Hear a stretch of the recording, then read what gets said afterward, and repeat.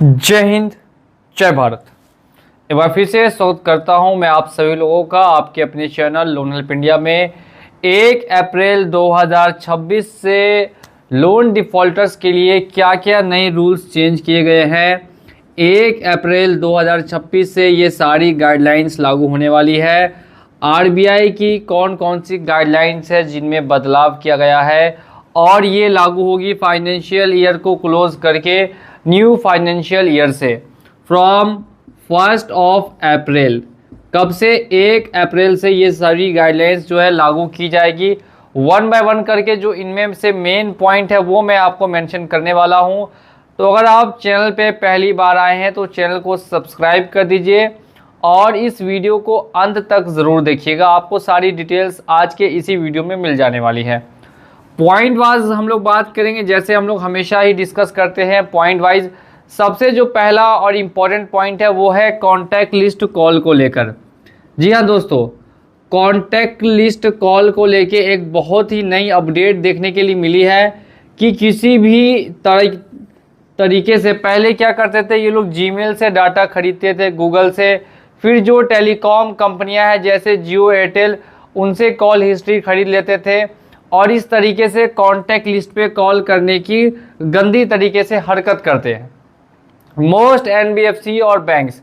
लेकिन 1 अप्रैल 2026 से जो कॉन्टैक्ट लिस्ट है उस पर किसी भी तरीके की या फिर आपके नेबर्स, रिलेटिव्स या किसी और अदर पर्सन पे कॉल करने की बिल्कुल भी परमिशन किसी भी बैंक या एनबीएफसी को नहीं मिलेगी। और अगर बैंक या एनबीएफसी इसमें इन्वॉल्व हो गई और उसे पकड़ा गया तो ऐसे में आपके लोन को नील कर दिया जाएगा, यानी आपके लोन को नहीं भरना है और आपको बैंक की तरफ से कंपेंसेशन भी पे किया जाएगा। ठीक है, अगर आपको कंपेंसेशन भी पे किया जाएगा 2026 में 1 अप्रैल से। ये बहुत ही इम्पॉर्टेंट पॉइंट है। काफ़ी लोगों को परेशानी होती है, अगर वो कॉल नहीं उठाते हैं तो उनके रिलेटिव्स को, फ्रेंड्स को, फैमिली मेम्बर्स को कॉल करने की गंदी काम करती थी बहुत सारी लोन कंपनियां। अब दूसरा जो यहाँ पे मेन पॉइंट है ये मैं आपको बताऊंगा इंटरेस्ट से रिलेटेड, यानी जो ब्याज दर है लोन डिफ़ॉल्ट होने के बाद वो काफ़ी बढ़ा देते हैं। और यहाँ पे काफ़ी बैंक्स है जो 100% तक ब्याज लगा देते हैं, यानी जिनका लोन 5,000 रुपये का डिफ़ॉल्ट हुआ है वो 15,000 रुपये तक भी बढ़ जाता है, यानी कि 200% पेनल्टी तक लग जाती है। अब ऐसा कुछ भी नहीं होगा, इंटरेस्ट जो रहेगा वो मंथली 2 से 3% का मैक्सिमम रह सकता है, जिसे हम लेट चार्जेस के नाम से जानते हैं। और जो इंटरेस्ट बढ़ा सकते हैं वो 2 से 3% मंथली। इसका मतलब है कि साल में 24 से 36% का ही इंटरेस्ट रेट जो है बैंक या एनबीएफसी चार्ज कर सकते हैं, क्रेडिट कार्ड, पर्सनल लोन, कुछ भी हो। तीसरा नियम है, ये बहुत ही इम्पॉर्टेंट नियम है और ये है फोरक्लोजर को लेके। आखिर फोरक्लोजर क्या होता है? जो समय से पहले पेमेंट करते थे उन्हें 2 से 4% का एक्स्ट्रा पेनल्टी पे करना पड़ता था। अब ये पेनल्टी नहीं लगेगी, यानी 2 से 4% की कोई पेनल्टी नहीं लगेगी अगर आप लोन को समय से पहले भी पे करना चाहते हैं। विदाउट पेनल्टी अब आप पेमेंट कर सकते हैं।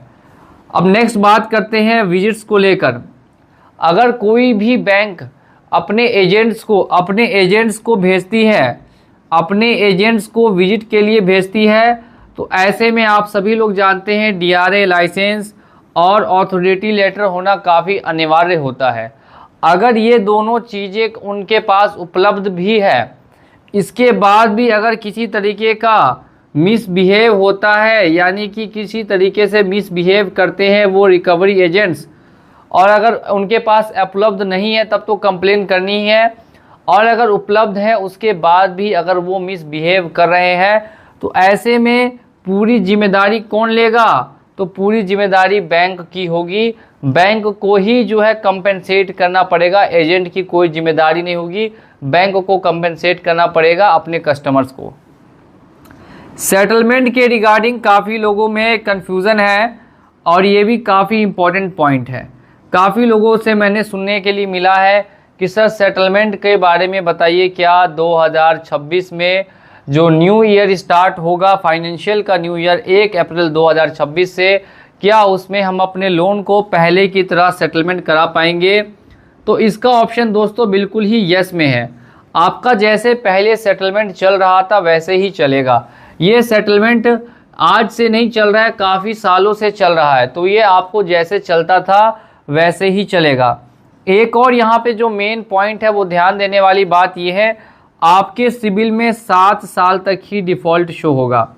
अगर आप कोई भी लोन डिफ़ॉल्ट कर रहे हैं तो वो 7 सालों बाद आपके सिबिल से हटा दिया जाएगा, जो कि पहले से भी नियम है और इसे अब आगे भी कंटिन्यू किया जाएगा। 7 साल तक ही डिफ़ॉल्ट आपके, अगर आपने 2015 में कोई डिफ़ॉल्ट कर रखा है तो वो 2022 तक शो होगा, और अगर 2022 में कोई डिफ़ॉल्ट शो किया है तो वो 2029 तक ही आपके सिबिल में दिखेगा, उसके बाद वो डिफ़ॉल्ट नहीं दिखेगा।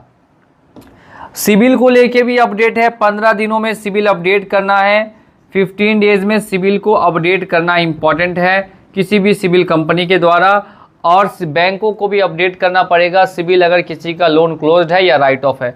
राइट ऑफ को लेकर यहाँ पे एक नया नियम बना है जिस पे एक मुझे सेपरेट वीडियो बनानी पड़ेगी।